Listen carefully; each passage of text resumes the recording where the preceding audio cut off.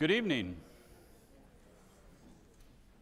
Wow, the stage lights are on, and I can't see any of you anymore. So, welcome. My name is Tim Casey. I'm a professor of political science here at Colorado Mesa University.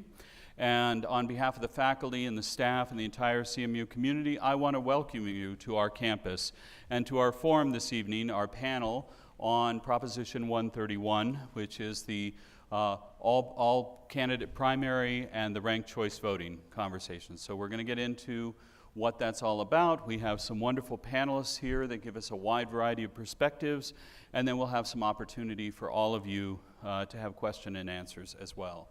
So for those of you, this is homecoming week, so if you walked past a costume shop or saw the bonfire being set up or whatever, or if any of you are CMU alum from the 99 years that we have been educating people here on the Western Slope, welcome home on homecoming.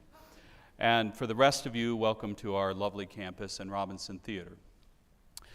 You see behind me, this is not a stage setup for this panel. It's not to suggest anything more than we're also using this stage as a children's theater space right now. So if it feels like you're stuck in a lava lamp somewhere in the 1970s, you probably, this is not my living room. But anyway, thank you very much for coming tonight and joining us. What we're hoping to do tonight, well, first of all, I should thank our sponsors. The Colorado Mesa Civic Forum, as well as our friends at Restore the Balance, who have been just tirelessly working in the last couple of years to really try to help educate and develop a really civic dialogue, both of those organizations, as well as the Young Forwardists who are also joining us to sponsor this event. Our goal here tonight is to, as my goal has always been, to educate voters, to help you to make a better, more informed decision. That's an important part of democracy as far as I can see. And so we're going to start tonight by trying to direct your attention over to our screen here. We have a very short film because I think maybe some of you are just trying to get your head around what would ranked choice voting look like. So we found a little short video that doesn't really say pros or cons. It just tries to help you understand the mechanics of ranked choice voting, which is the second half of the ballot proposition, and so you'll have some basis of context. And then I would like to welcome our panelists up here. I'll introduce them, and we'll get on with the conversation at that point. Okay? So without further ado, let's turn our attention to the video.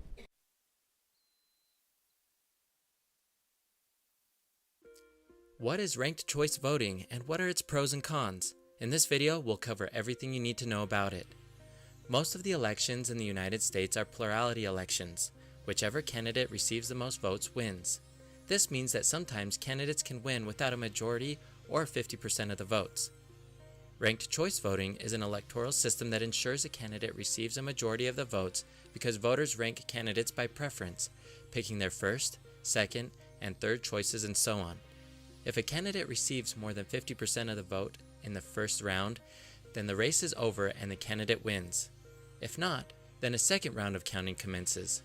The candidate with the fewest first-place votes is eliminated, and their votes are reallocated to the voter's second choice candidate. These rounds continue until one candidate has a majority. So what are the pros of ranked choice voting?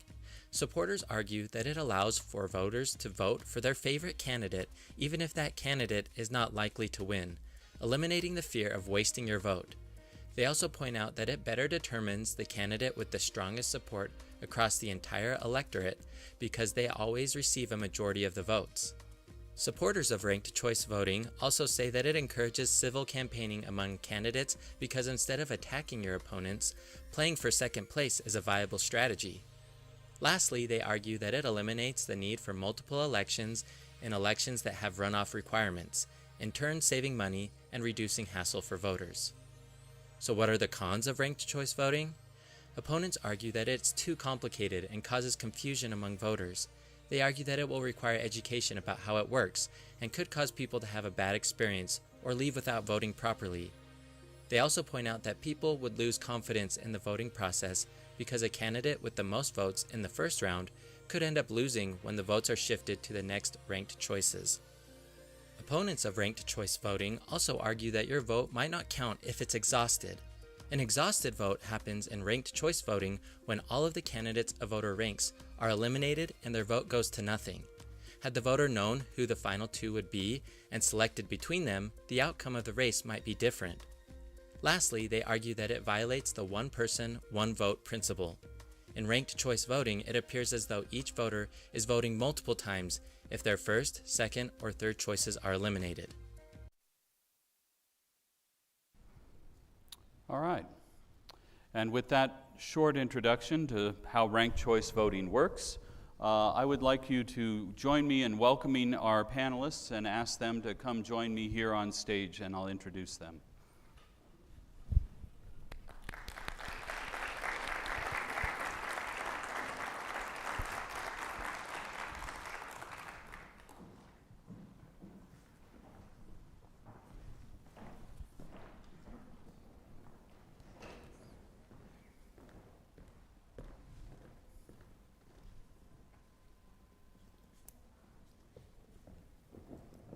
And once they pass the technological test of being able to get a voice with their microphone, we can begin. I'll start here on my left and introduce Kent Thury. Kent was the chairman and CEO of DaVita Healthcare from 1999 to 2019.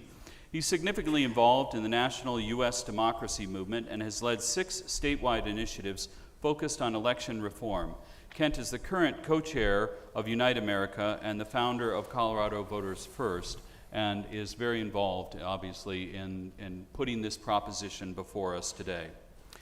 Beyond Kent is Maeve Sunseri. Maeve is a political science student at CMU. Her main research interests are two-party system, electoral reform, and minor party representation, both in the United States and other countries. She is a third-party independent voter. Her areas of focus in political science include interest in free, fair, and representative elections. Over here on this side, we have Sheila Reiner. Currently, she serves as the Mesa County Treasurer and is a member of the Mesa County Republican Party. She has also been the former Mesa County Clerk and Recorder and a former president of the Colorado County Clerks Association. She continues to maintain her certification as a nationally and state certified election official. And then beyond Sheila is Josh Daniels. He's the former clerk and auditor of Utah County, and our neighbor to the west, Utah. He's told me it's only 3 counties over, but he had to go through snow to get here. The state's second largest county, where he administered 2 elections that featured ranked choice voting. He is currently the CEO of InnoGov, a software company that seeks to modernize government services, including election administration. And so what I would like to do is begin by giving an opportunity for each of our panelists to offer their expertise, their perspective as an opening understanding of the conversation. And we'll start with Kent. If you could tell us a little bit about the proposition and why you brought the proposition to the voters in Colorado. Thank you, and thanks all of you for caring enough about democracy to be here on a Friday night. We all pretty much know what's been happening the last 20, 30 years, this not so slow deterioration of our legislative processes, and our legislatures becoming more a source of divisiveness than a source of governance and compromise. And fewer people feel like they're casting meaningful votes because, in fact, they're not. And so I'll very quickly talk about our principles, the problem, and our proposal. Our principles are 2, and they're very simple. Every Colorado voter should be able to vote for whomever they want in a taxpayer-funded election.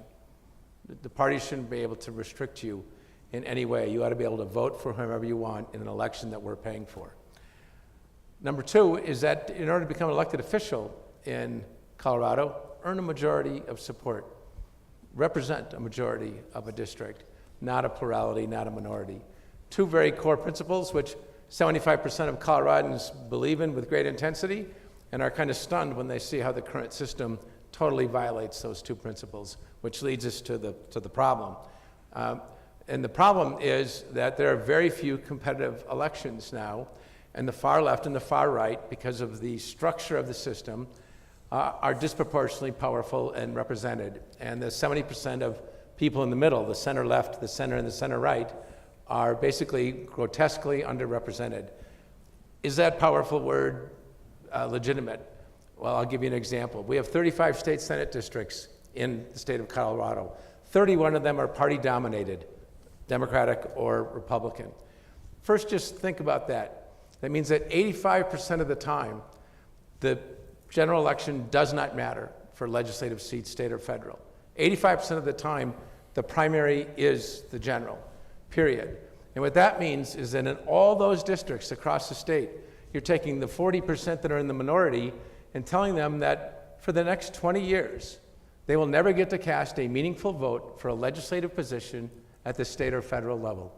And it's just true. There's no disputing the facts. That's literally the current reality. If somebody came into us 250 years ago and said, I got a great idea for how to structure a democracy, and here's one of the core pieces, we would say, oh no, that's terrible engagement. You're permanently disenfranchising 40% of the people, but that's our reality.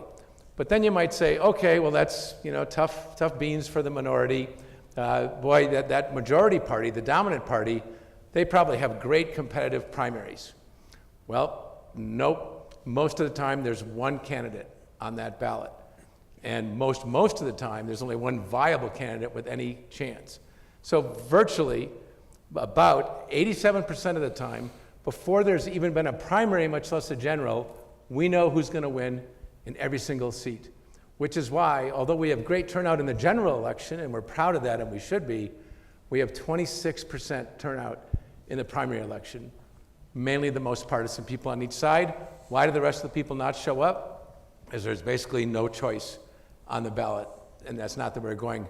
So putting these two things together, literally last year, if you wanted to say, how many Coloradans got to cast a meaningful vote where there was any doubt at all about who the winner was going to be for state senate?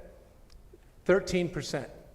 Virtually 9 out of 10 people did not get to cast a meaningful vote because those results were all determined so far ahead of time. So that's the arthritis. That's the cancer in our current body politic. Our proposal is very straightforward to address those things, and is based on those two core principles. That's really 3 parts. Part A is a single primary ballot, everybody on the same ballot, a level playing field, and each of you get to vote for whoever the heck you want in the election that you are paying for. Part 2 is that 4 people advance to the general election. 4, which means that the general election, where everybody shows up, has some real variety and some real choice, including increased diversity. And then part 3 is the general, and as that great video showed, in the general, you go ahead and rank to ensure that you actually achieve majority support before you get to elect and represent part of our wonderful state. And that there's 2 powerful things tied to those other bad facts that I cited. It means that if you're in the minority party, let's say you're a Republican in a Democrat-dominated district, suddenly your vote still matters. So your first vote's going to be for the Republican because that's what you are. But your second vote can be, there's a moderate Democrat and there's a far left Democrat. I would really prefer the moderate Democrat, and I still have a voice, so I'm going to put my number 2 vote there. That's great because it keeps our voters engaged, and it means that they actually have some representation. It's also great for the candidate because as opposed to the moderate D or the moderate R having to run further to the right or further to the left to compete, instead of that, they can actually say, you know what? I'm actually going to market to the middle. I'm actually going to try to pick up a lot of center-right number 2 votes or center-left number 2 votes. What do you know? I'm actually going to think about and represent the entire district. So those are the principles. The problem is very deep and basic at this point. And the final thing I'll say is we're now at 49% independent. There are more independents in our state than Democrats and Republicans combined. So we should be setting, I'm an independent for most of my life, we should be setting the rules for the election we're paying for. And 64% of young adults under 34 are independent. And 85% of Generation Z says neither party has anything to offer them. And so what we're talking about, we literally think will preserve the credibility of the 2-party system by getting voters back engaged and giving most everybody a chance to actually have a meaningful vote that makes a difference. Thank you. Thank you. Thank you. Maeve, you've studied election systems, and it's kind of a hobby of yours, so maybe a little bit of a passion of yours, as it were. Can you tell us a little bit about your take on the proposal as it is, and maybe other possible other ways that we might be able to do this in order to try to achieve these objectives? Yeah, for sure. So at the beginning of our country, John Adams wrote a book called Thoughts on Government, and he says that the Congress should be in miniature a representation of the people, an exact portrait of the people at large, and it should think, feel, reason, and act like them.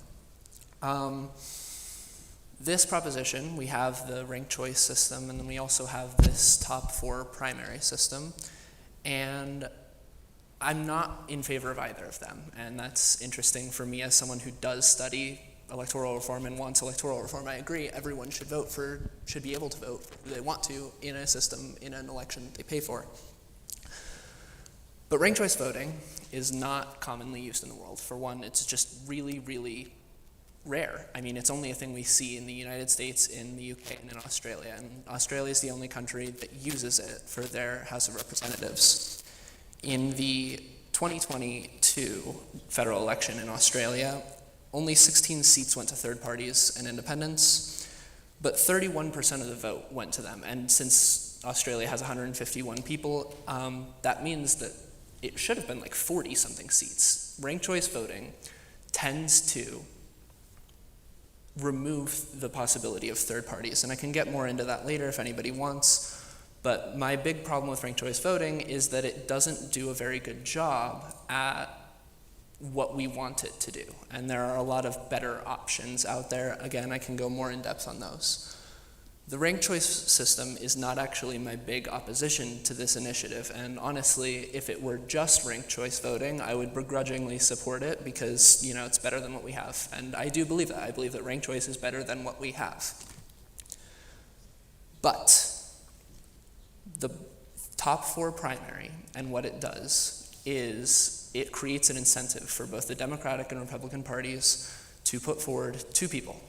And if each of those candidates, let's say they're all evenly matched, it takes a third party 20% of the vote to even get there. And the primary section, it's not using a ranked ballot. This is just normal, our plurality system. It's actually the single non-transferable vote. And it makes those problems worse. There's problems we already see in our system where we have this issue of vote splitting. Anyone who's voting for a third party still has that problem in the primary. And that means that in the general, we will only get Democrats and Republicans. You can't vote for who you want to in the general election under this proposal, under Prop 131. If it were to pass, minor parties are pretty much guaranteed to not be on the ballot. And that's personally my big issue with it. Thank you.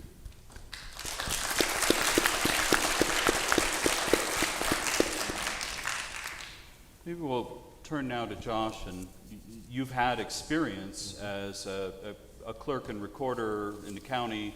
You're responsible for the elections, and you run ranked choice voting elections. So can you give us maybe kind of an inside look at what you're thinking about the challenges or the opportunities of running a ranked choice vote? Because I think some people are concerned maybe it'd be a little bit more difficult on the clerk and recorder's side and getting that vote right. Can you talk to that? Sure, absolutely. Personally, I first became acquainted with ranked choice voting when the Utah Republican Party used it in their statewide nominating convention 20 years ago in the year 2004 when John Huntsman was first nominated and ultimately became the governor. And as a delegate in that process, I was participating, and I really liked the sort of speed and elegance of the ranked system versus what would otherwise have been a multiple round voting convention that would have lasted all day with probably, it was about a dozen candidates at the time. And so I've always been interested in it, and I had no idea that 20 years later I would be a county clerk administering Utah's first official ranked choice elections administered by counties for local elections. And in our county, Utah County, I was the first clerk to sort of implement that. And that was the same year we actually implemented a new voting vendor system. And there was a lot going on that year, and so we thought, oh boy, this is going to be difficult. And I'm here to tell you that what we did with ranked choice voting implementation from an election administration perspective was not significantly different than any other number of changes that get leveled at our local offices by the legislature every year. There's constant policy changes with how states and localities administer elections. And so ranked choice voting was a new program, but not significantly different or more complex than anything else that we did. We were concerned about public awareness and sort of education with how ranked choice voting would work. And we did a few tests with different populations, including one at actually an assisted living center, where we kind of conned the residents a little bit. We gave them zero education in ranked choice voting and simply handed out ranked ballots to try to test what, if any, intuitive problems they might encounter. And we were actually blown away that for the residents that were interacting with a ranked choice ballot, presumably for the first time, the ballot itself was intuitive to them. And they understood the nature of ranking different things according to their preferences and had very little problems. During that first year that we did a ranked choice election, we actually tallied every phone call we received from voters to our office for assistance, and we categorized the call based on a variety of things that voters might call about. You know, they didn't get their ballot on time, or they were in the wrong precinct, or something like that, or specifically ranked choice voting. And less than 5% of the phone calls were specific to questions about ranked choice voting. In our experience, administering the ranked choice election was not significantly different than other elections. The ballot design is different. And so you have to go through the process of designing the ballot according to the ranked system, which is slightly different, but not significantly difficult. And then we were able to use all these same existing vendor softwares and scanners that we had. We had the ability to sort of auto tabulate or determine the winner. We didn't have to hand tabulate the ranking process. There's utilities and tools that automate that process. We were able to report election results on election night alongside other non-ranked elections. We were able to use our existing auditing procedures to audit the ranked choice election. So at the end of the day, we didn't really discern a significant difficulty with our implementation. There was a few different things that we had to do. We had to do some training. We had to make sure that we had the right software options and configurations with our vendor. But that's very similar to some of the other changes that sometimes get thrown at us by the state legislature. So all in all, it felt successful. I think the only debate is often political ones about the local politicians who are getting elected under ranked choice, and they have differing opinions about whether they like those systems or not. But from the administrative side, things went well for us, and it was kind of interesting to actually see something like that really come alive and see the response from voters. We did do some surveying of voter opinion after administering the election, and what we found was over 80% of survey respondents said that they liked ranked choice voting and wanted to continue using it. That really surprised us because there wasn't even a large public campaign for or against ranked choice voting. And what it seemed to indicate was that voters intuitively liked the idea that they got to express more preferences than picking one candidate. They got to rank all the candidates. And I think that voters felt like they got to more thoroughly participate in the election. Even though some voters may not even understand exactly how the winner is selected, there was something about ranking all the candidates that they intuitively preferred to our existing system. So those are some of the things that kind of surprised us. Thank you very much.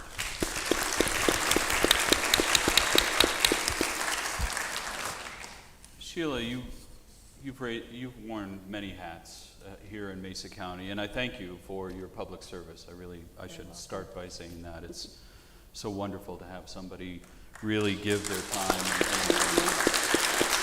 thank you for doing that. You've been a clerk and recorder here in Mesa County. You're currently our treasurer, and you're also have been a lifelong member, or I don't know if it's a lifelong member, but you've been a longtime member of the Republican Party. So with those different hats, you probably have a wide variety of thoughts as you think through this proposal. Can you maybe share with us some of the maybe issues or concerns that you think about when you think about this proposal?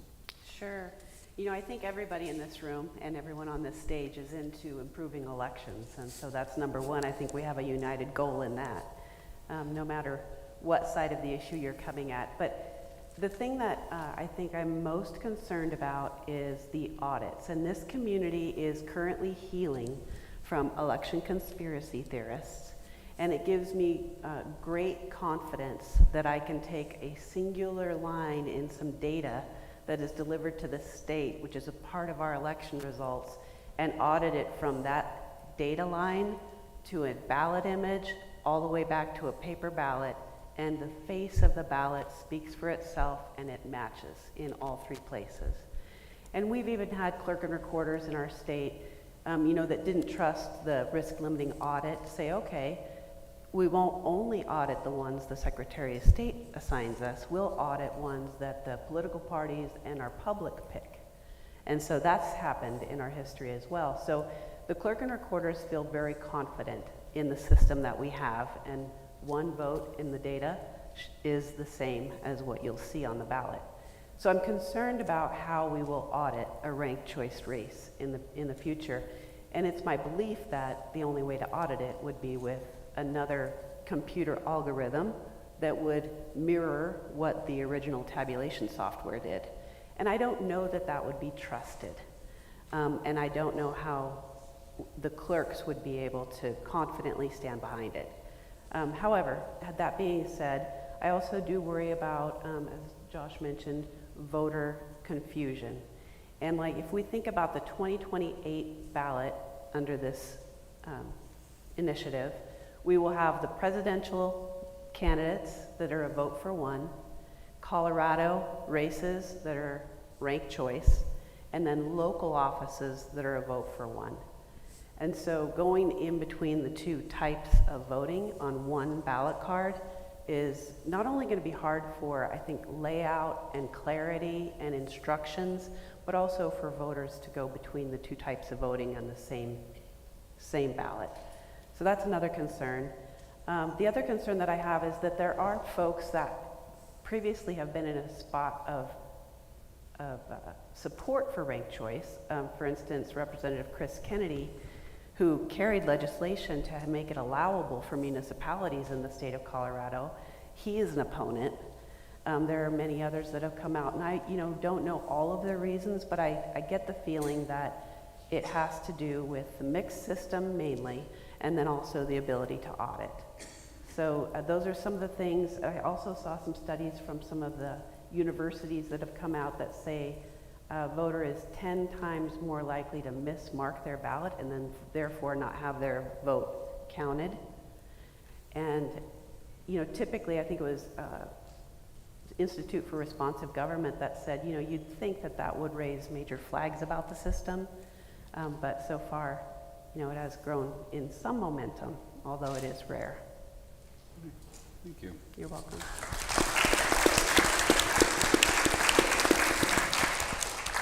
So I have a few follow-up questions, but before I get into those, I just want to talk about how we're going to work the audience question and answer. When you came in, there was some index cards that you could have picked up and filled out with a question, and you can pass those over to the side. We have some volunteers that'll gather those. I think you can pass them to either side, and a volunteer will gather those and bring them up to me, maybe in a couple of batches, and we'll get to those in a little bit. And if you don't have a card but you'd like to send a question in, just kind of raise your hand and our volunteers will try to get some cards down and a pen down into you, okay? So that'll happen in just a few moments, and while you're taking time to formulate your questions and think about that, I have a few questions that I've prepared and I've been thinking about in response to this. And I want to follow up then on Sheila's concern about voter confusion, but direct this to Kent. Not so much about the voter confusion of the different styles of ballot, but it has to do maybe with a strategic question. This proposition has two parts, right? It has the all open primary that would be different, right? All candidate primary. that would be different, and everybody could vote in that. And then you also have ranked choice voting.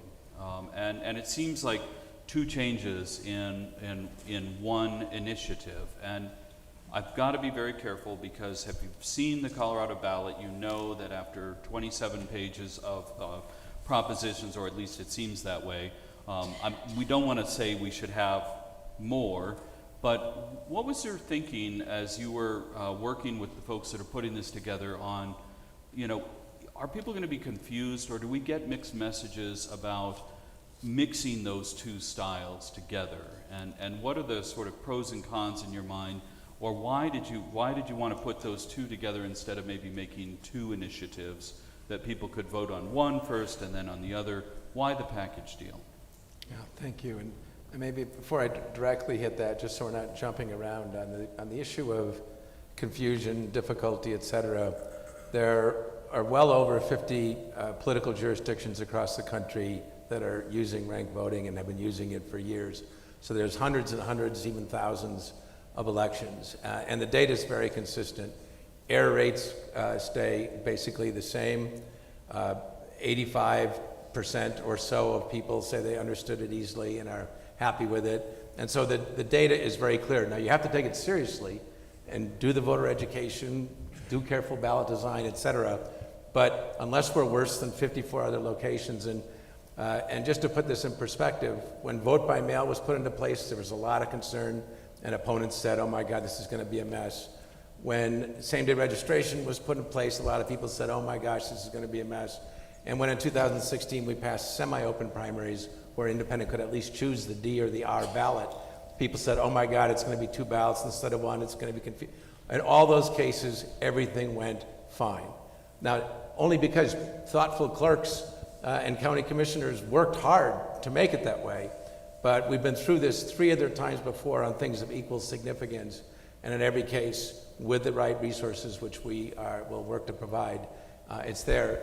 And then as to the linking of the two, we believe that the best results come. It's a hand-in-glove kind of thing, that by winnowing it to 4, you make it a manageable number for the voters to grapple with. By having it be 4, you get much more choice than if it's only 2. And then once you have more than 2, you have to have some way of reconciling it. And you can have a runoff election 3 weeks later, which people hate. Or you can do ranked voting, which makes it all happen then. And so while it is more to absorb, we come from a spot where the data is so strong, our voters are thoughtful. Our voters can handle these things. They have. And they handle the complexity of voting on very complicated policy issues quite well when they're given meaningful votes. So we come from a spot where we seem to think a lot more of voters' intelligence than our opponents. Great, thank you. Thank you. Josh, you've seen the outcome of ranked choice voting in Utah, and I think there's a concern, and I'm not sure how well you're following Western Colorado politics, but several years ago, the organization Restore the Balance was formed. That's the organization that's co-sponsoring this event. And they were really formed around a lot of concerns that citizens had about extremist politics, right? That a lot of our voting systems drive us, to the extreme, one side or the other, especially when you have a single party, party primaries and so forth. Can you speak to maybe your experience of the outcomes of the ranked choice voting elections that you've been at? I know you're a clerk and recorder, so you're not supposed to really have an opinion about whether they're extremist or not candidates. You just count them fairly. But just from your own perspective, having gone through that process, do you feel like that process has any impact on either driving more extremism or more limiting extremism, or does it affect that in some way? Yeah, I think that the ranked choice ballot process creates a rule set that governs the political space of an election. And when those rules change, the strategy changes.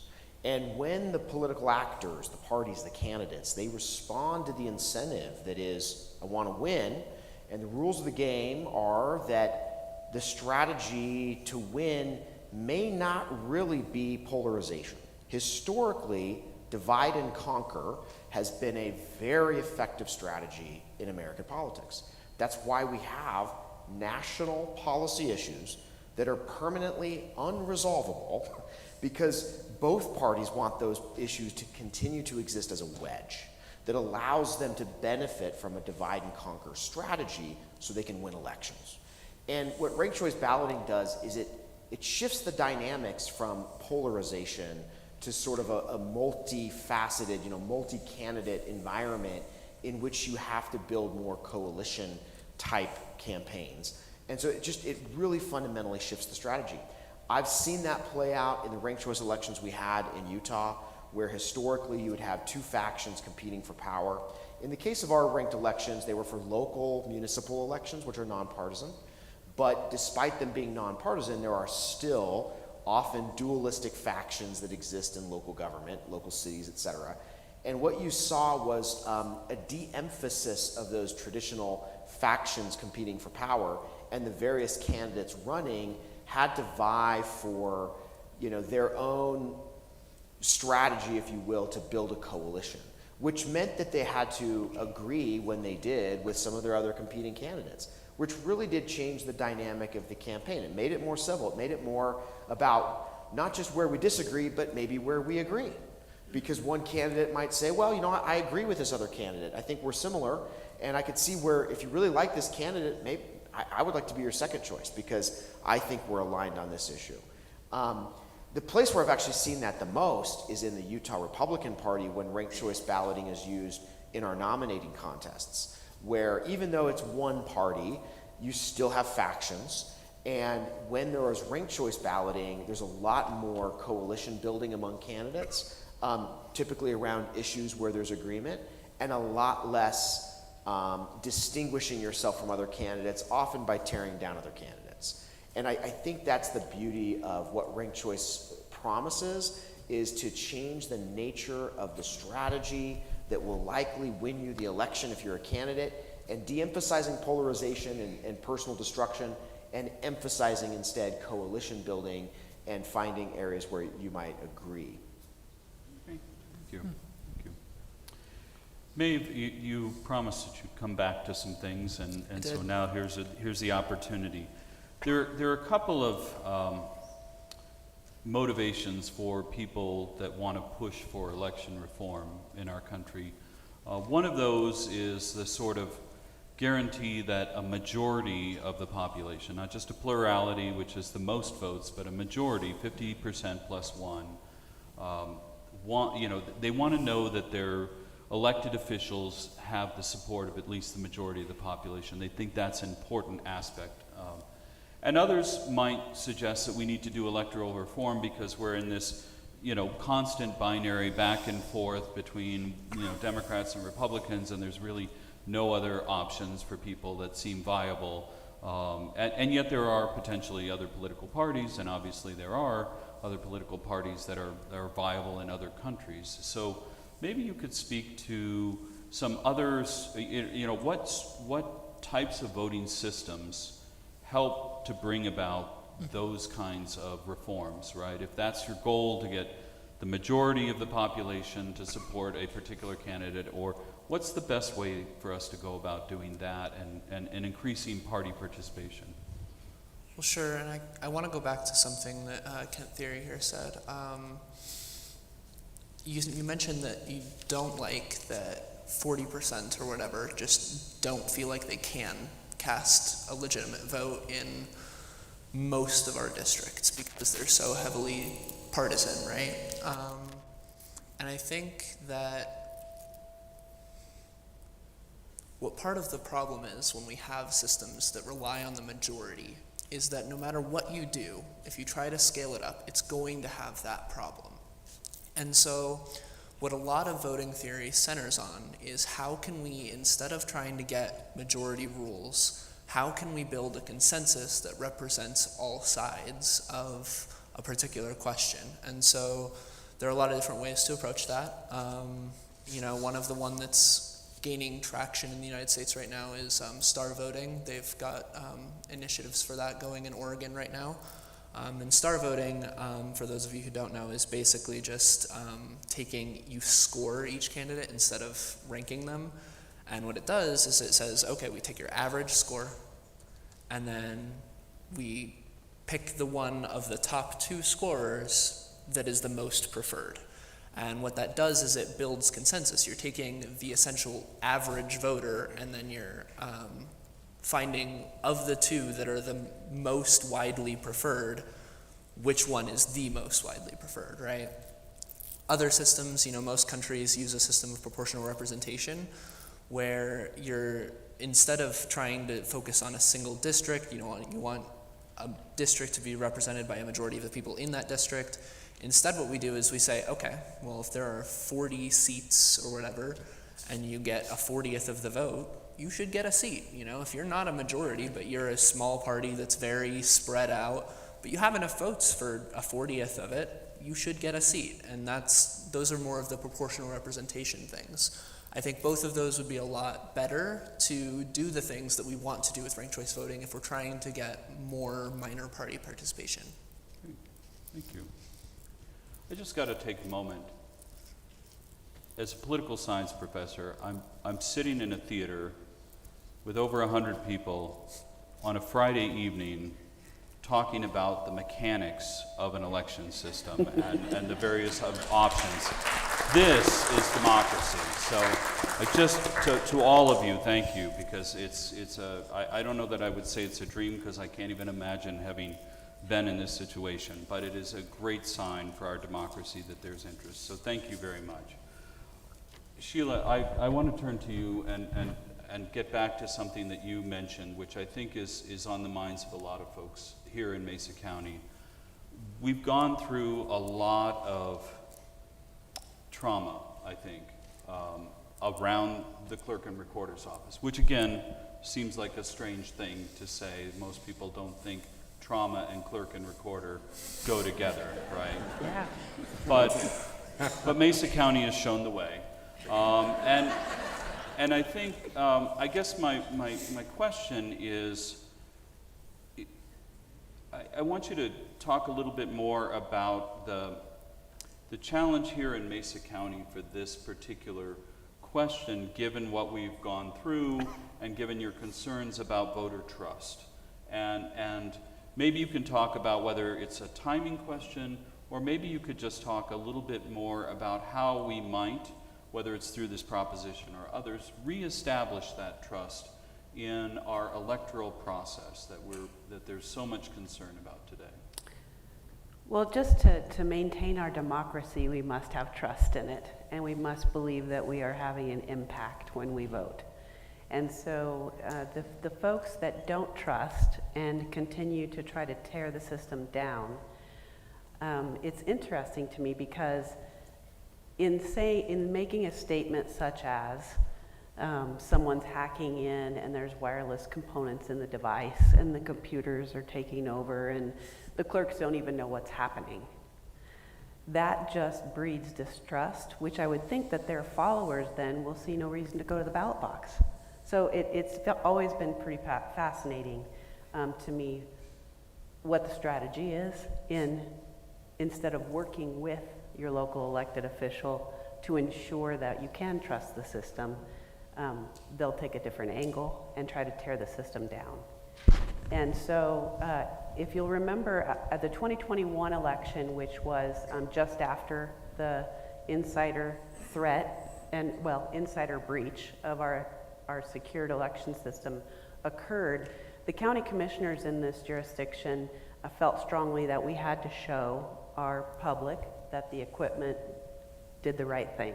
So not only did we do it the way the state prescribes and audit it that way, we also took a second vendor and retabulated the entire election.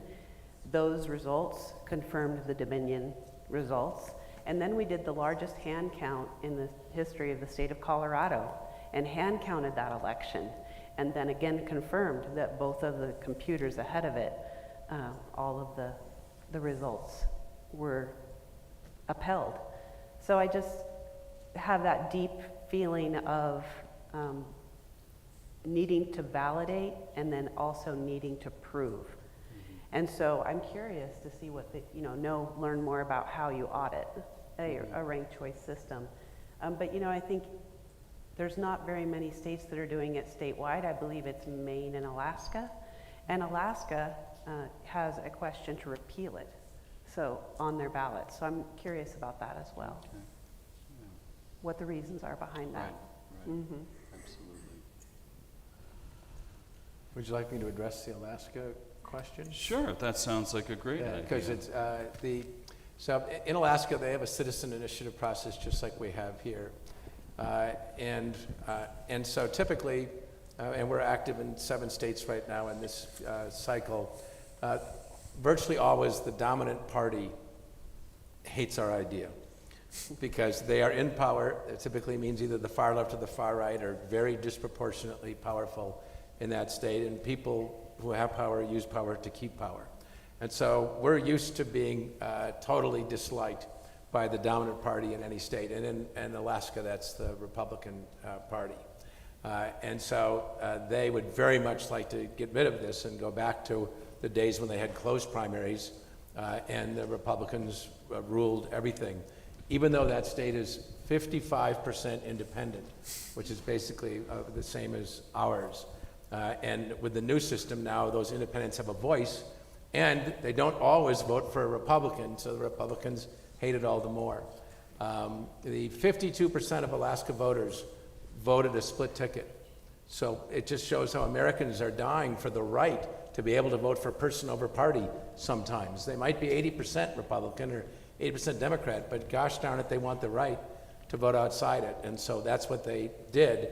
And in the legislature, they literally, after it passed, created a bipartisan majority governing caucus.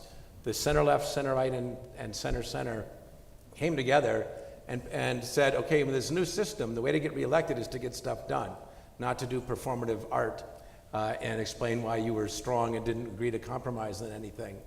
And they literally told the far left and the far right, you're not invited to the meetings because we're going to work the D's and R's across the aisle just to get some stuff done in education, get some stuff done with the budget, et cetera. And so the Republicans on that side, it's primarily, are fighting to get it repealed. They're spending a huge amount of money, calling in a lot of political chits. We'll see how it comes out. It's an election like any place else. But that's the story behind the repeal. And in general, again, the dominant party tends to hate what we do, and if they can, for example, Missouri, they passed an initiative similar to what we are talking about here. That legislator came in and just blatantly repealed the will of the people, and because they didn't want to lose their power, and put the people, and then they made doing future initiatives more difficult. So this is a full contact sport. The people that are in power in the far left and far right are not going to give it up easily, and there will be battles. There's no other way to put it. That's part of what democracy necessarily involves, and we'll see what happens. Okay, I'm going to stick with you for a minute and put you on the hot seat one more time. I've got some questions coming in, and it's since you brought up the idea of what motivates people to put whether it's an initiative on the ballot in the state of Alaska, is it the parties, is it individuals, and so forth. There's been some concern around this proposition that it's really a proposition that people are just using Colorado as one more space to try to, because it's maybe a little easier to change the voting systems here or whatever. And you've been part of campaigns for doing this kind of thing in other states. And I think there's several questions are around, can you speak to, is this really, at some point, just folks with really deep pockets wanting to influence the election in a different way, trying to change that system, and they see some advantage that they wouldn't be able to get through the parties that they might be able to get through this system? Who's behind this, and can you speak to that a little bit? Well, in every case, there are a number of groups involved in this across the country. So I'm a co-chair of one that's called Unite America. There's another one called for the of the Institute for Political Independence. There's another called A4, which is part of the Constitution. So there's a number of groups working this nationally, and we all coordinate, even though there's several separate groups. And in this case, we all together evaluated about 19 different states. Some of them with citizens initiatives, which only half the states have, and we're blessed to have that. And some of them are working through the legislature. And in particular, there are 7 states, and it's a wonderful mix of states that have active election ballot issues going on right now. It's Alaska, Montana, Idaho, Nevada, Colorado, Arizona, and South Dakota. So a very nice mix. Those are all states that have citizen ballot initiatives. Most of the older northeastern states do not have that sort of thing. It was more a Western progressive idea.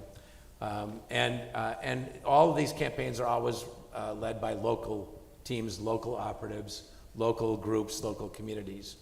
In every single case, we never go in to help any group anywhere unless they're a strong group in and of themselves.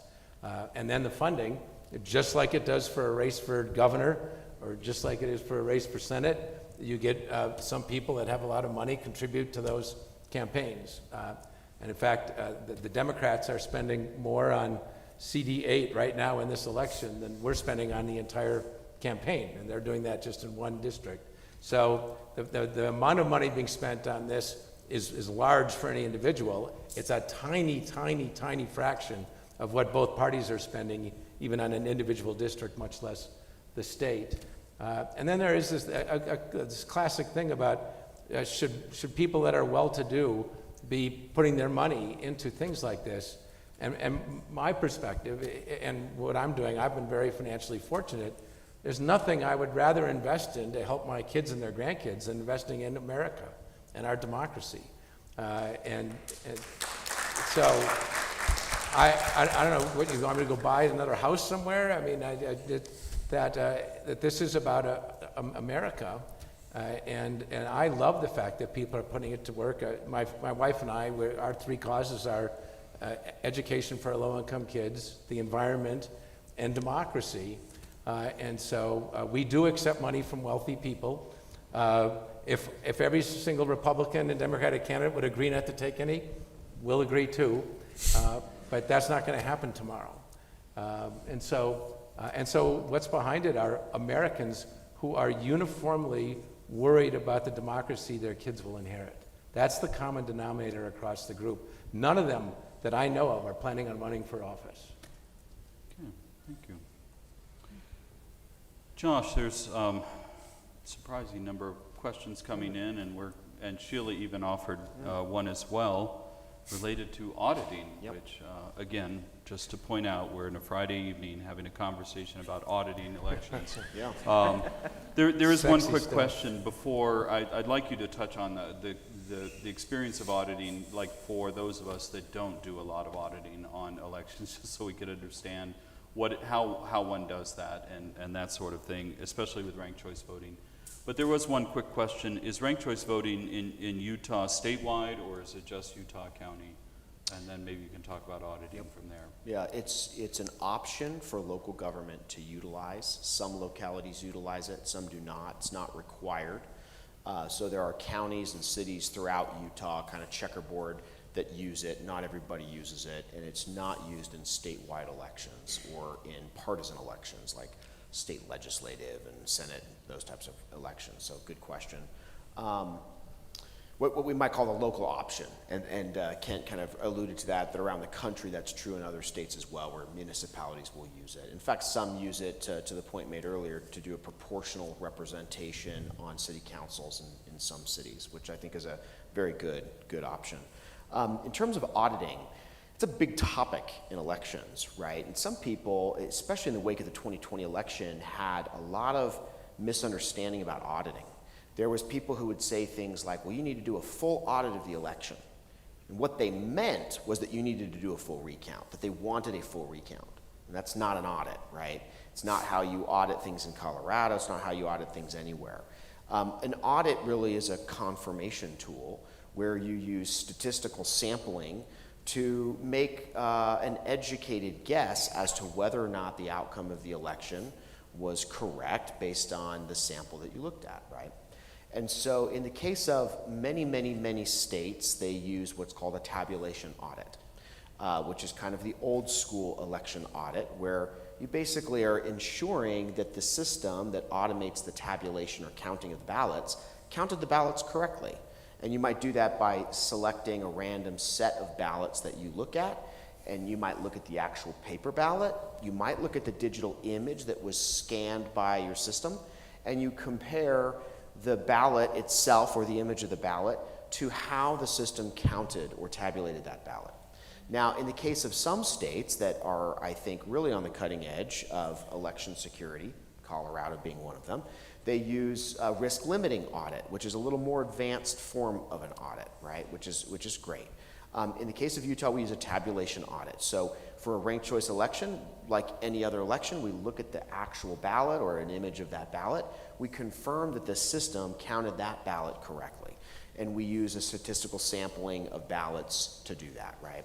In the case of risk limiting audits, there is also the ability to do a risk limiting audit of ranked choice elections. Boulder County or Boulder City, Colorado did that earlier this year in their municipal election. They used a risk limiting audit. Risk limiting audits basically are not just confirming that the ballot itself was tabulated correctly by the system, but that a statistical sample of the ballots reflects the outcome of the election in terms of who won or lost the election. And so you use statistical sampling to sort of determine if the totality of the election outcome reflected the sample that you chose. In a really close election, that might mean that you have larger samples. But yeah, so there are ways to do a risk limiting audit of ranked choice elections. So it isn't really an impediment that couldn't be overcome, and in fact, in many ways, it's not much different than any other audit that you would run. May I ask him a Sure, question? please, yeah, go ahead. So if you are looking at a ranked choice ballot and you are comparing it to how it counted, how do you know what round it counted in? Yeah, so good question. When you look at the ballot, you'll have what the voter gave you, which, so you have in the case of the Colorado example, you'd have 4 candidates, and you would see that this particular voter put this candidate first, and that candidate second, and this candidate third, and that candidate fourth. And you would look at the cast vote record, the digital tabulation record, and see if the record correctly counted that the voter said that these candidates were first, second, third, and fourth. And that's the way we would do that tabulation audit. So you're confirming that the data the system gathered from that ballot was correct to the ballot itself as you look at it. Right, but if just to follow up then, is it, you know, when one of those 4 gets eliminated, right, if nobody gets the majority, that's the whole idea, right? If nobody gets the majority outright, then you eliminate the person that got the least and then reallocate those. How do we audit that process? So then you would look at the actual record of, in this case, all the data. So imagine a giant tabular sheet, if you will, that says, you know, ballot number 1, the first choice was John, the second choice was Susie, the third choice was William, and so forth. And it would show you every ballot that was counted, you know, ballot number 1, ballot number 2, ballot number 3. And you look at that data set, and then you can also look at the log of how the system that determined the winner by automating those rounds, if you will, the elimination and reallocation of votes. And you can actually look at the log and say, yeah, you know, they counted these first place votes, that's correct. This person was eliminated, they counted these second place votes, and so you can just look at the data set, right? Okay. And then if I could add to that. Go ahead, Nate. So yes, and on top of that, ranked choice voting is really easy to do by hand the fewer number of candidates there are in the ranked choice election. So if there are only going to be 4 candidates in the election, there are only 24 possible combinations of ballots. Like this ballot profile, there are only so many combinations of rankings that you can do. And so what happens is it's really easy to just check those and then be like, okay, there are X number of this ballot type, and you just do it like that instead of every single one, and it's a lot more efficient than, like, it's not necessarily just ballot 1, ballot 2, ballot 3. It's really like, okay, ballot 1 and ballot 4, okay, they voted the exact same way. Cool, we have 2 of this vote. These 2 votes move to this candidate, etc. That's an excellent point, where those combinations of how the voters rank those candidates can be essentially summed up. Mm-hmm. Excellent. All right. Well, let's zoom out just a little bit. For sure. Maybe I was going to ask you the next question. And you know, again, from your perspective, looking at lots of different electoral systems, and Kent, maybe you can chime in afterwards, and in your view of this, there's a number of questions here about voter engagement, particularly young voter engagement. I mean, there's a couple specifically about that, or broad voter participation. How does ranked choice voting really impact that when we see, do we see signs that ranked choice or an open primary or something like that would have an impact on voter re-engagement, so to speak? Well, okay, so me and Kent Theory here are mostly disagreeing on how this proposition is going to go, but this is one thing that I think we can agree on.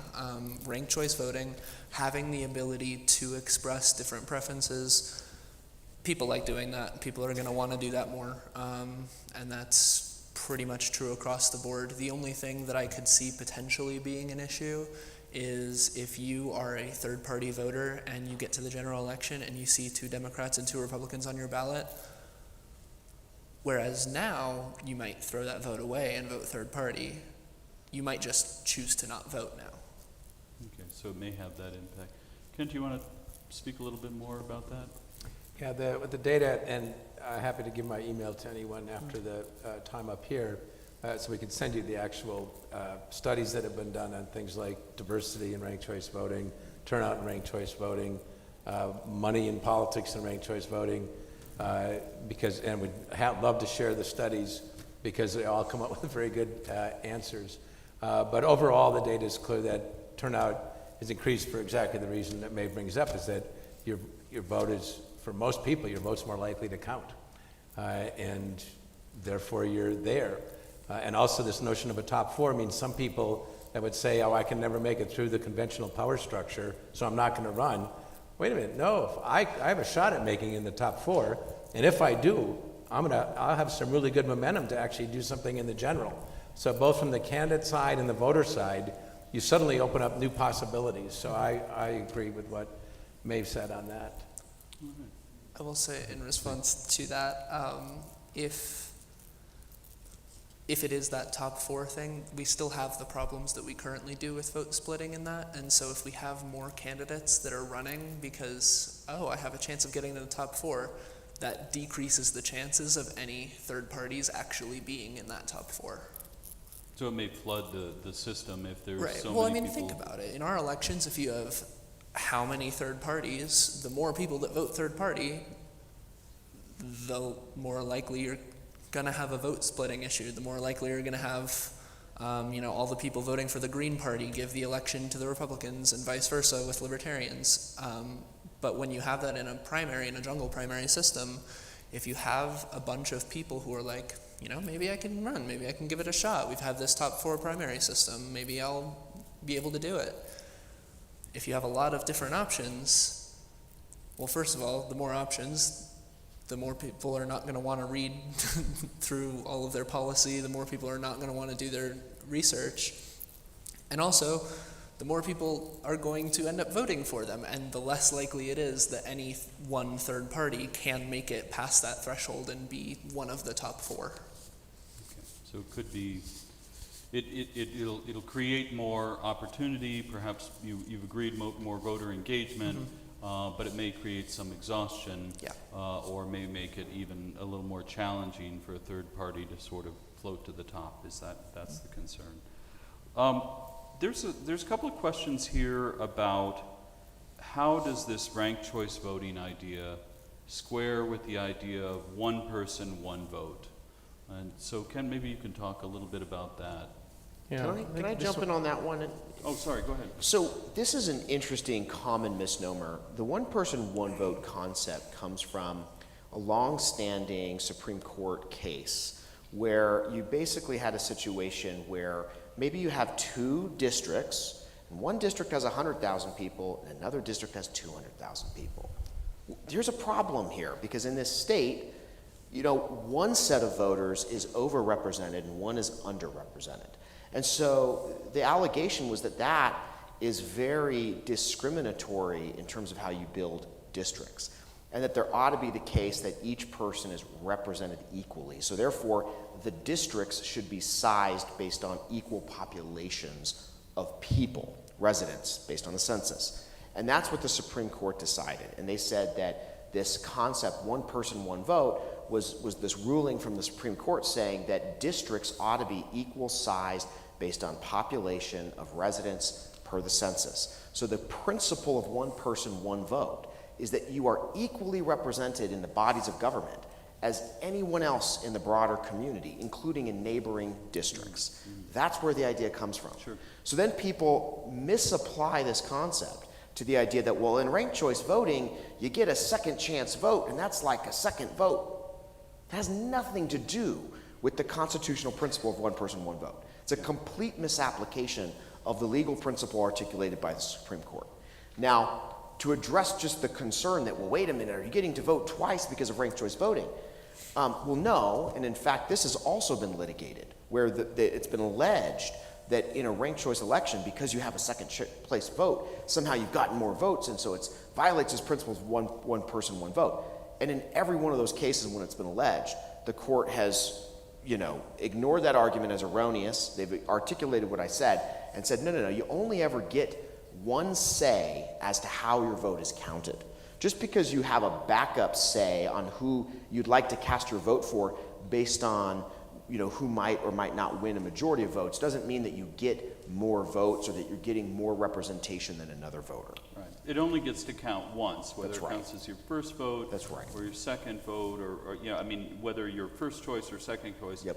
Your ballot only counts once. ballot in a only ranked- counts once. in a And ranked if choice. I could add to it, but Josh hits the main points, that if there was logic to it, if the courts felt differently, then what you would have to do is first eliminate the bottom person, and then wait 2 weeks, have another election where people vote, and then wait 2 weeks and have another election which voters hate. They like there being a primary to winnow it down, and then a general, and be done with it. And so if you ever bought off on the principle, like the courts have not, they have sided, as Josh indicated, then the way to solve it would be a way that voters would hate, because ranked voting achieves the same thing. It's just you don't have all these 2-week delays and special elections. But otherwise, it's the same thing. Each person deciding, do they want to rank a third person? Do they want to show up for the runoff? Those are all independent decisions that the voter makes. Well, what if we flip the script now? What about the possibility of one person, no vote? And that is that if you're, we're in a really tightly kind of mixed where everybody's kind of around 25%, whatever, and we drop one off and we reallocate and we drop another one. And what if you run out of the ones that you've chosen because they've been dropped off? Ken, can you talk about that possibility? That I might vote and the ones that I voted for get eliminated. Yeah, that again would be the same as if you are in a primary election and there's a bunch of people running and your favorite candidate doesn't make it to the next round, you can either say, oh, I don't care, I don't like anybody, so I'm not going to vote, or you can go decide who your second choice is and cast a vote in the runoff. And so that is exactly, the reality of ranked voting is exactly the same reality, where you make your decision about whether or not you want to go participate in the runoff or not, just as you make your decision about whether you want to put someone as number 2 or not. So there's no change substantively in what decisions a voter is making, except it's all done at once, and so we can turn things around quickly. Maeve, you Yeah. seem like you want to jump in. I definitely do. So there are two things that ranked choice voting is particularly susceptible to, and I don't want to get too technical on how they work, but they're called monotonicity failure and the center squeeze effect. And I just want to talk about both of those briefly, because I do think that they tend to come up mostly in the situations you're talking about. So if someone, for instance, prefers the Libertarian Party. Let's say that there are 4 candidates. We have a Democrat, a Republican, a Green, and a Libertarian. If someone prefers the Libertarian Party, we would want them to put Libertarian first. Maybe they want to put Republican second. Maybe they want to put Democrat third and Green last, right? But what can happen when all of those, when parties are close together, is that when that person votes Libertarian, it means that Greens are then the ones that get eliminated and their votes are the ones that get reallocated in the next round. If that's enough to push the Democrats over the edge, that means that your vote for a Libertarian can cause the Democrats to win when you would actually prefer the Republicans. And that's called monotonicity. That's called the monotonicity failure. And it's estimated that happens in about 15% of ranked choice elections, at least to some degree. It's usually not like a huge, overwhelming, changing all of the outcomes, but it does happen where people's votes can cause problems where a candidate that you prefer is hurt by your vote. The other thing is the center squeeze effect. When you have, let's say, 4 centrist, very center candidates, most people aren't exactly in the center. Most people have some direction that they want to lean in, right? And so what can happen is, because of that, most people aren't going to put the centrist party as their first. They might put it as their second, maybe their third. As you said earlier, that person might prefer a Republican, and then the Democrat, so the moderate Democrat, to try to most people prefer some side, and then they might prefer a more moderate option second.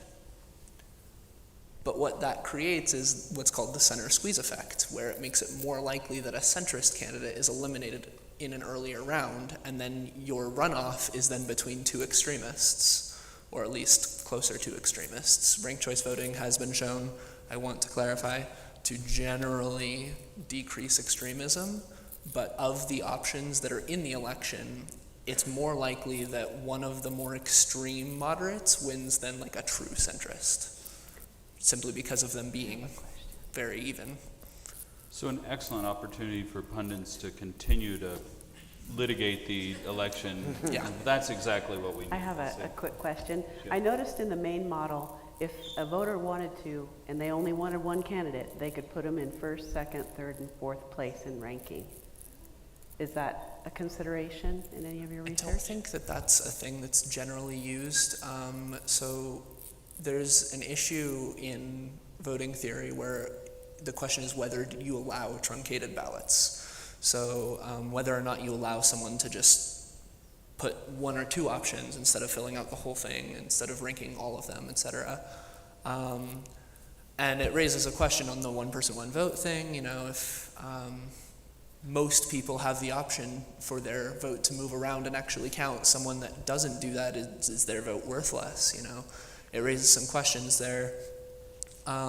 Generally, what happens is when you only rank 1, it's not that you rank that 1, 2, 3, 4, it's that you rank that 1 and you leave the last blank. That's called a bullet vote. And doing that is a pretty bad strategy under ranked choice voting, so it's not one that we want to see very often, because the only people that are going to do that are people who, I'll only vote for this party, any other party is terrible and the worst. Right. So in it's some pretty ways, rare. if somebody aims, and you'd probably be doing that maybe on an extremist candidate, and if somebody did that and that candidate got eliminated early, then that person's vote. person just basically didn't vote that. But when you do that, when you make that strategy to bullet vote, it is kind of a Hail Mary. If you're doing that, you know that, okay, if this candidate gets eliminated, I don't have a backup. My vote is going to be wasted. And that's an educated decision that you make. Hopefully educated decision. Not always. But we don't see it that often because people do try to be strategic with their votes. And so most people are going to do that, are going to fill out the whole thing as much as they're able to. And if they don't, they usually know that that means that their vote will be wasted. Josh, I think I'm going to come Can we back to skip you. it up Oh, for go ahead. one second? Please. Because it's such an important topic, and I do not have the model the command that you do, although I've listened to the debates. Now and you that know why stuff. we invited But- Maeve but up I- on the but I- stage. But I can tell you, for example, the California system of top two and a nonpartisan primaries, it has some of the same features. And it is literally the case, 1 out of every 68 races, which is why we don't like their system, can have awkward elements. But I would make 2 points. One is that, again, we have to remember what we're comparing it to, which is the status quo, where 87% of the time, you don't have a meaningful vote for a legislative position with a real choice. So I just want to make sure because there's no system that's perfect. You can all come up with, in all cases, a scenario where 1 out of every 1,000 times. But right now we're at 87 out of 100. There was essentially a single viable candidate starting 2 months before even the primary. Forget the general, before the primary. Right now, 87% of the seats of Congress are already decided. All right, even though the election's in a month. 87%, you couldn't even get a bet in Las Vegas because it's so clear who's going to win. And you know what percentage of Americans put those 87 in? 7%. Because of how the primaries work in ballot access, and very few people show up because there's only one person on the ballot. And so I just want to make sure we're comparing to the current reality because Maeve's points are excellent. Yeah, excellent. And to clarify my position on that, as I've said, better than what we have. Better than what we have. My stance on this initiative is if you want less extremism, if you're trying to avoid the Lauren Boeberts and the AOCs of the world, it's a good initiative for you. You're going to get more choices between the 4 options that are on the ballot, and they're generally going to be less extreme. I think that it's good for that. I think that it is ranked choice voting is better than what we have, and you will get more of a say that way. My issue is when you are trying to do it to get minor parties in. If you want to do something about the 2-party system, I don't think this initiative will do a very good job at that. Great. So already we're seeing that there's some compromise among our conversation, which Josh predicted would come with ranked choice voting. And so even the very discussion is really reducing extremism in the conversation. So that's a good sign. Josh, I want to turn back to you because I think there's a number of questions that have been coming in. Really, I think people are intrigued by the fact that it's actually happened, right? So the models are great, but it's actually happened. You've actually watched this happen. How often did you see independents make it to the general election, right? If you did a primary and then ranked choice, or how often, in other words, did you see some, maybe not minor parties, but if 49% of Colorado are independent voters, how often do you see that kind of a candidate getting through this kind of a system? You know, I think the really prime example is that there is one Democrat in the entire country, apparently, I haven't verified this, but I've heard this said, that has recently won, in this election cycle, the endorsement of the NRA, National Rifle Association. And it was the Democrat who won the congressional election, ranked choice style, in Alaska. And so the Democrat candidate was seen as very much a centrist moderate Democrat, not necessarily a far left Democrat. And because the other Republican in the race that was well known, which was former Governor Palin, was seen as very extreme. And so in that case, you actually, I think, had a very centrist moderate candidate. Now, granted, not a third-party candidate. But I think if you look at the National Democratic Party today and some of the loudest voices, some of the most notable banner carriers of the party, the congressman from Alaska doesn't really match that brand of the party. And so I think she is really kind of an independent candidate, wearing the Democratic brand, but definitely not necessarily in the style of the National Democratic Party. And that's evidenced by the idea that she got the endorsement of the NRA in this year's race. So that's a great example of that. The other example is that in Maine, when there was an incumbent Republican in a purple district that lost in ranked choice voting, The reason that Republican had won, I mean, it's a purple district, so admittedly it goes back and forth. That particular Republican's well-known, had been a statewide elected official, was actually fairly moderate for Republican standards. But the year that Republican won that seat in Maine, prior to ranked choice voting, the Democratic Party put up a more extreme candidate. And so, if anything, what happened was the next time around, it incentivized the party to advance candidates that were less extreme. And ultimately, the Democrat won. Now, of course, these elections are sometimes bigger than the candidates running. You have waves that are happening and national trends. But just in some of the recent examples, I think you see more independent-minded partisans that are winning in ranked choice elections. So you said you ran, I want to just follow up Sure. on this learning process, right? Because that's kind of intriguing that the politicians would actually learn from their encounter with an election. Yes. We'd like to hope that's the case, right? So let's look at the example of Utah County, and maybe you didn't have the same candidates in those. You said you've administered 2 elections, so presumably some of the same candidates.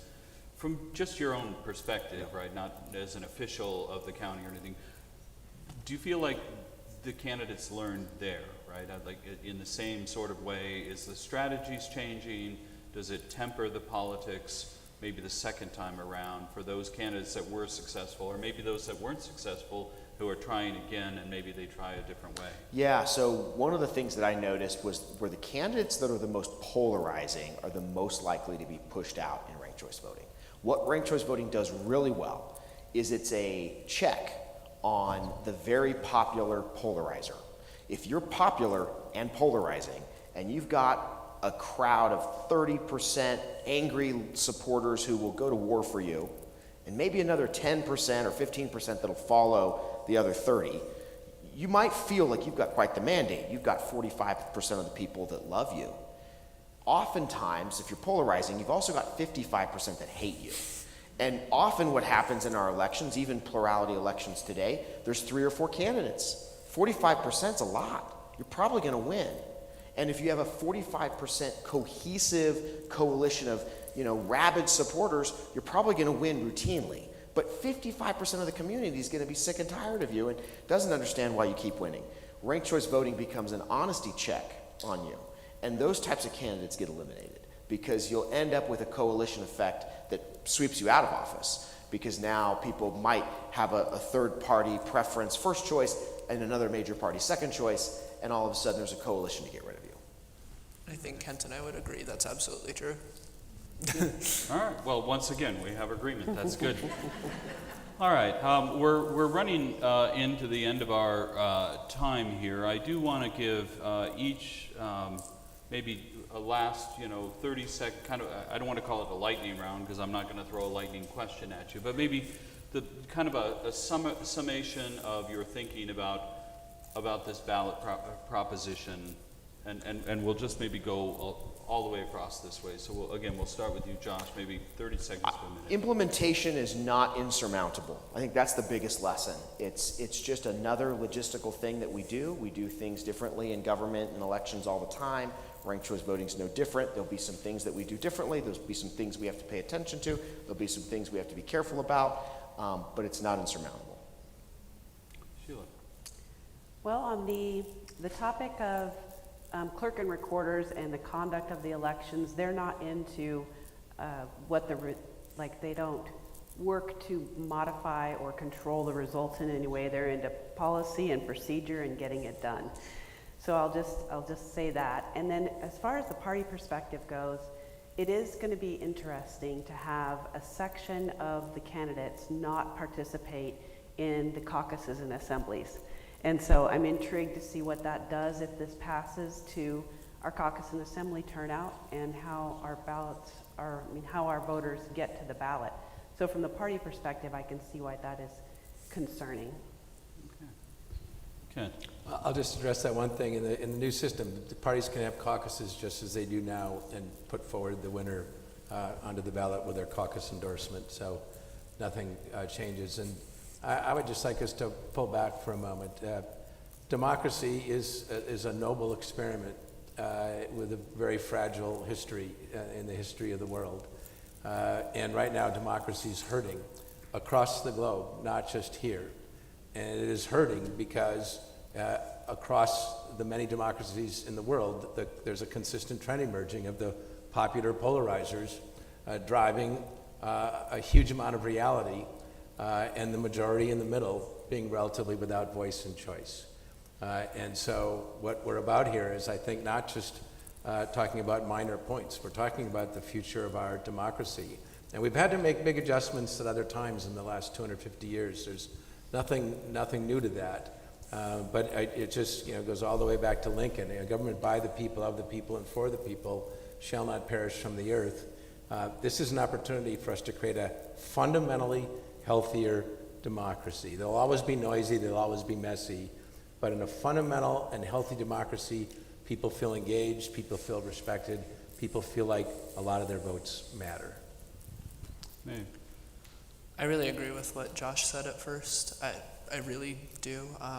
Implementation is not insurmountable. I think that these are things that we have done in the past, and that if your concern is about how well it will be audited, how well we can implement it, I personally don't find that to be a particularly compelling piece of it. I think that we can do that just fine. As I said before, if your goal here is you want more choice between the Democrats and Republicans on your ballot, you want more choice between them, and you want your vote to count for them, go for it. If you're someone that's in the middle and you want to have people that represent you, like you said, you're going to get Democrats and Republicans who are going to be more representative of you. You're going to get Mary Peltola. You're going to get people who represent their districts. If your goal is to get third parties, to get independents into office, I can't urge enough that this proposal is just not the one for that. All right, and as the moderator, I get the final thoughts.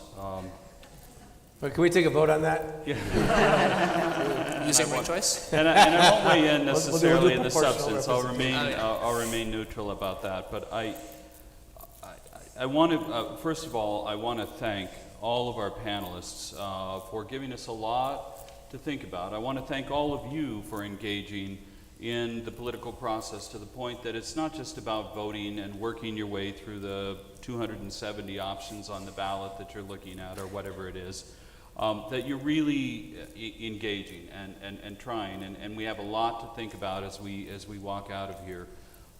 We here at CMU are really trying this election season. We've been trying to offer lots and lots of opportunities for the public to learn more about our election system, to learn more about the process, the material on the ballots. It's really been a big push. We call it Map the Vote.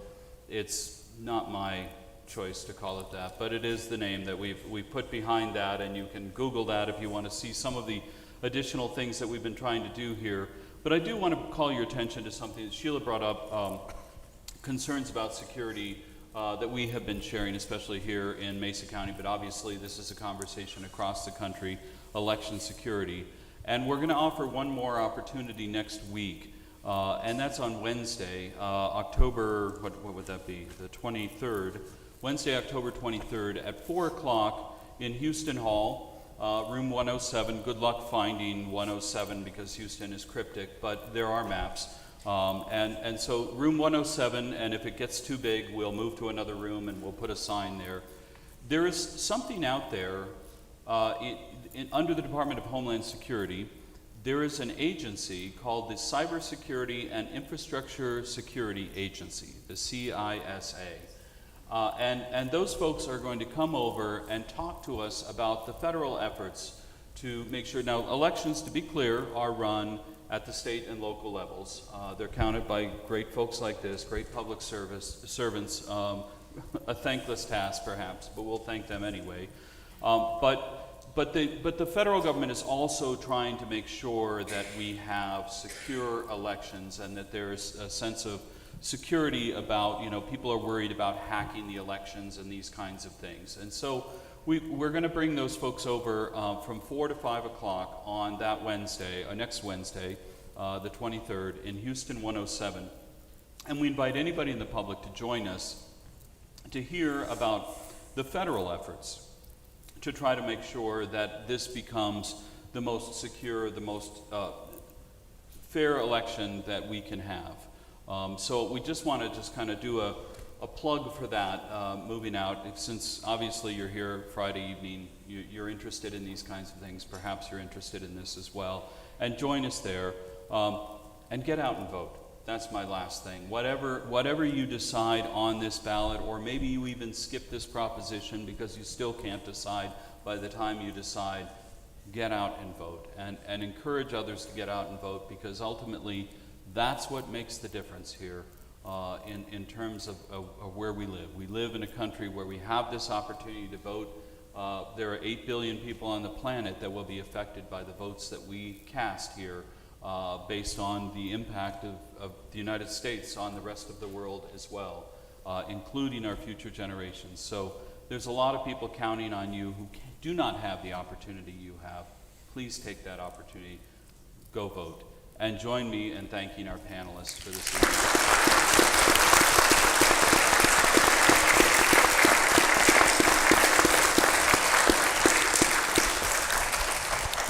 131.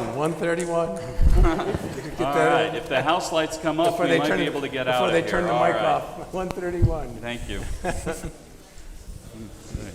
You are very smart. Thank you. That was impressive.